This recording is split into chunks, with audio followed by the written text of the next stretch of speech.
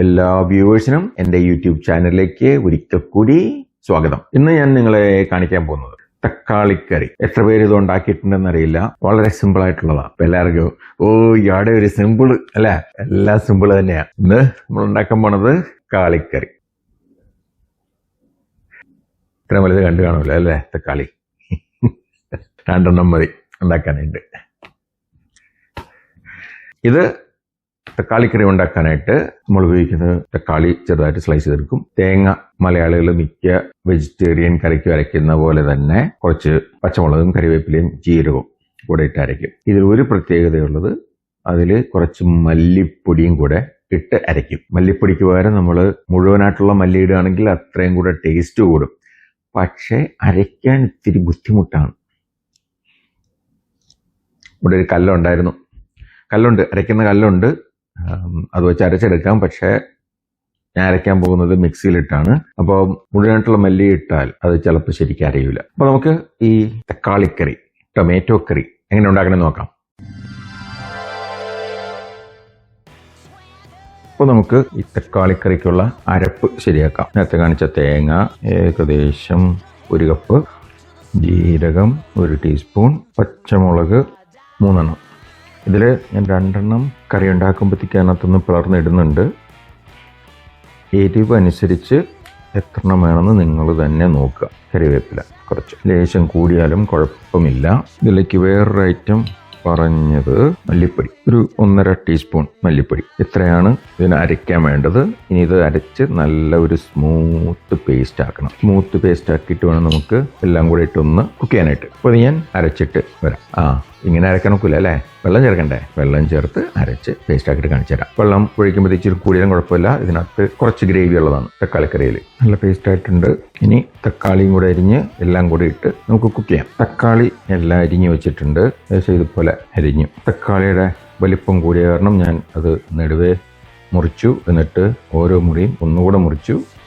എന്നിട്ടാണ് ഞാൻ ഇങ്ങനെ ചെറുതായിട്ട് സ്ലൈസ് ചെയ്ത് വെച്ചിരിക്കുന്നത്. ഇനി ഇതിലേക്ക് നമുക്ക് കുറച്ച് ഉള്ളിയും കൂടെ അരിഞ്ഞിടാം. ഇവിടെ ഉള്ളി മേടിച്ചു വെച്ചിരുന്നു, അധികം ഉപയോഗിച്ചില്ല, കുറച്ച് ദിവസമായി. അതുകൊണ്ട് നമുക്ക് എന്താ പറ്റിയത്, ഉള്ളി കിളുത്തു. അപ്പോൾ ഇത് നല്ല സംഗതിയാണ്. സ്പ്രിംഗ് ഒനിയൻ ഇല്ലേ, അതിനേക്കാളും ബെറ്ററാണ്. എന്ന് വെച്ചാൽ ഇങ്ങനെ കിളുത്ത് വരുന്നേ ഉള്ളൂ, പച്ച നിറമായിട്ടില്ല. അപ്പോൾ നമുക്ക് അത് അരിഞ്ഞിടാം. അതെല്ലാം പൊട്ടിച്ചെടുത്ത്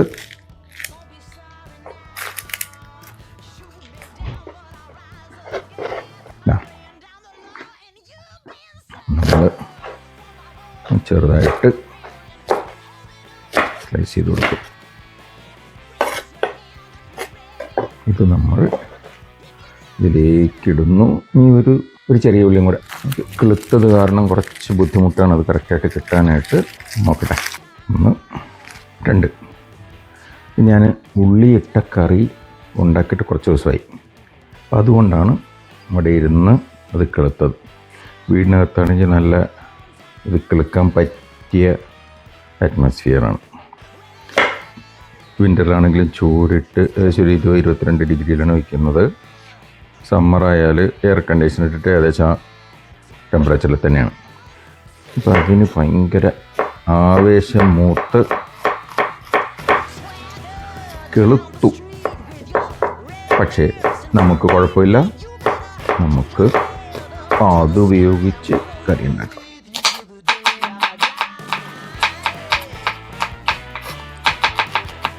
അപ്പോൾ ഇപ്പോൾ എല്ലാ ഉള്ളിയും കൂടെ അളന്ന് നോക്കുകയാണെങ്കിൽ അരിഞ്ഞ് കഴിഞ്ഞിട്ട് ഏകദേശം ഒരു 1/4 കപ്പ്, 1/4 കപ്പ് ഉള്ളി ഉണ്ടാവും. അല്ല, ഉള്ളി ഇട്ടു. പിന്നെ ഞാനൊരു കാര്യം വേറെ പറഞ്ഞത്, 2 പച്ചമുളകും കൂടെ കീറി കഴിഞ്ഞിട്ട് ഇങ്ങനെ വളർന്നിട്ട് ഇനി ഇതിലേക്ക് നമ്മുടെ തേങ്ങ അരച്ച് വെച്ചതിടാം. അതൊന്ന് കഴുകി ബാക്കി കൂടി ഇടാം.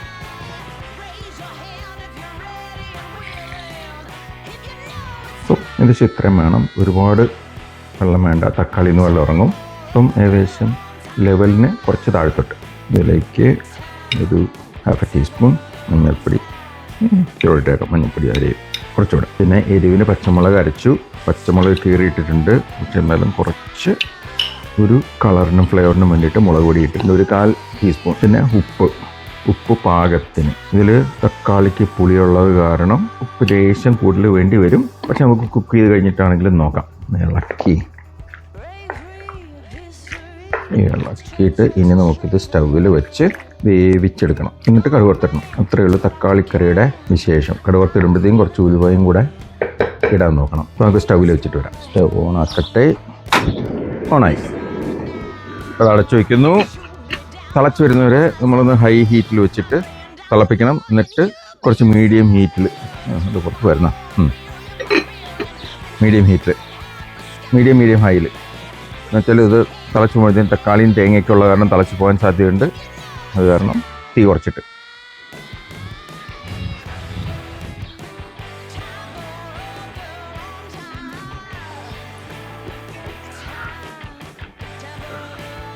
തിളയ്ക്കുന്നുണ്ട്.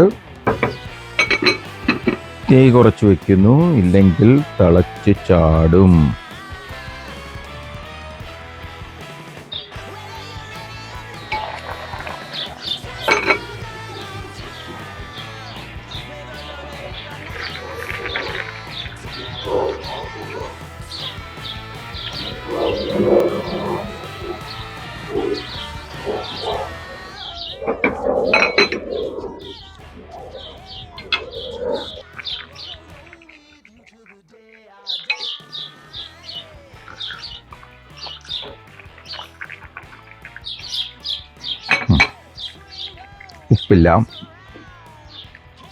ഉപ്പിടാം.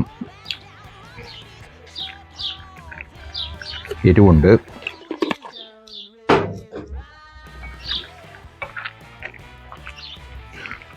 അപ്പം ഇത് വെന്ത് കഴിഞ്ഞു. ഇനി ഇത് കടുക് വറുത്തെടുത്താൽ മതി.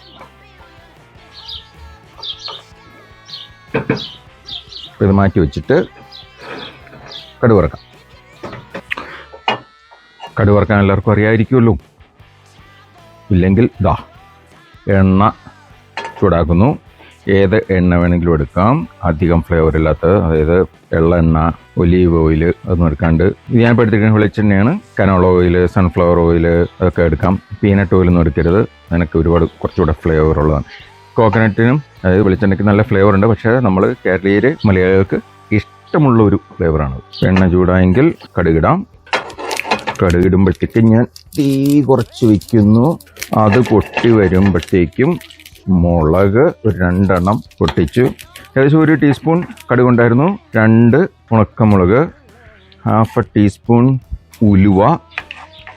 ഉലുവ ഇങ്ങനെ മൂത്ത് വരുമ്പോഴത്തേക്കും നമ്മൾ കറിവേപ്പില അതിടും. എന്നിട്ട് തീ ഓഫ് ചെയ്തേക്കാം. കറിവേപ്പില ഇങ്ങനെ ചെറപറ പറന്ന് വരുമ്പോഴത്തേക്കും നമ്മൾ നമ്മുടെ കറി എടുത്തൊഴിക്കും.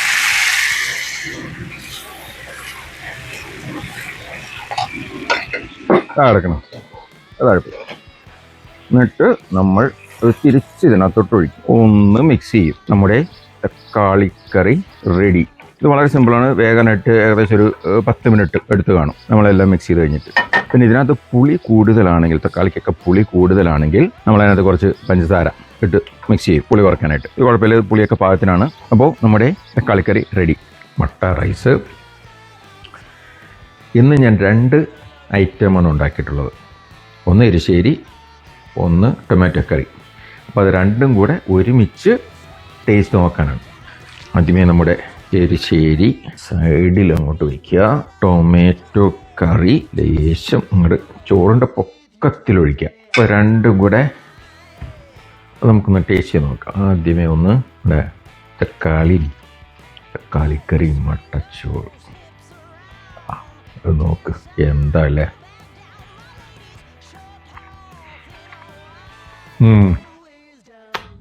നമുക്ക് കുറച്ച് ചോറെടുത്ത് എരിശ്ശേരി കൂടെ ഒരു പിടി ഇതാ നോക്കട്ടെ. പ്രശ്നം എന്താണെന്നറിയോ, ഏതാണ് ബെറ്റർ എന്ന് പറയാൻ ബുദ്ധിമുട്ട്. രണ്ടും കട്ട നിൽക്കുക. ഇത് മാത്രം മതി ചോറ് കഴിക്കാൻ. ഇത് മാത്രം മതി ചോറ് കഴിക്കാനായിട്ട്. രണ്ടും കൂടെ ആണെങ്കിലാ ഒന്ന് നോക്കട്ടെ. രണ്ടും കൂടെ ഇതാ തക്കാളിയുണ്ട്, എരിശ്ശേരിയുണ്ട്.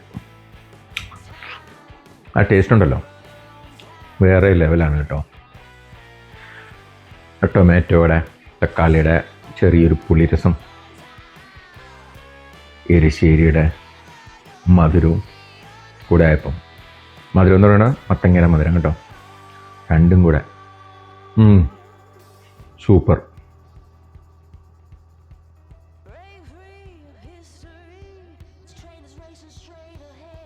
മതി, അത്രേ കഴിക്കുന്നുള്ളൂ. ഭക്ഷണം നല്ലതാണെങ്കിലും ശരീരം എൻ്റെയാണേ, ആ ഒരു ഓർമ്മ വേണം എന്ന് ഞാൻ എപ്പോഴും എന്നോട് പറയാറുണ്ട്. അയ്യോ, നിലനിർത്താൻ പറ്റുന്നില്ല. നിർത്തി. അപ്പം വീഡിയോ ഇഷ്ടപ്പെട്ടാൽ എല്ലാവരും ഒരു ലൈക്ക് കൊടുക്കുക, പിന്നെ എല്ലാവരുമായിട്ട് ഷെയർ ചെയ്യുക, സബ്സ്ക്രൈബ് ചെയ്തിട്ടില്ലെങ്കിൽ സബ്സ്ക്രൈബ് ചെയ്യുക. അപ്പോൾ അടുത്ത വീഡിയോ വരുന്നവരെ ഹാപ്പി കുക്കിംഗ്.